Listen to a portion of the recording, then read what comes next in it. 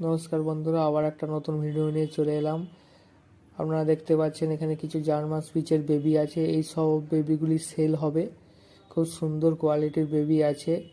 কেউ নিতে চাইলে আমি নিচে ডেসক্রিপশানে দাদার ফোন নাম্বার, দাদার নাম দিয়ে দেবো। দাদার সাথে যোগাযোগ করে নেবেন। খুব সুন্দর কোয়ালিটির বেবিগুলো, জার্মান স্পিচের বেবি। দাদার সাথে যোগাযোগ করে নেবেন। দাদার নাম্বার আমি নিচে ডেসক্রিপশানে দিয়ে দেবো। দাদার সাথে কথা বলে নেবেন। সবগুলি সেল আছে। খুব সুন্দর কোয়ালিটির বেবি।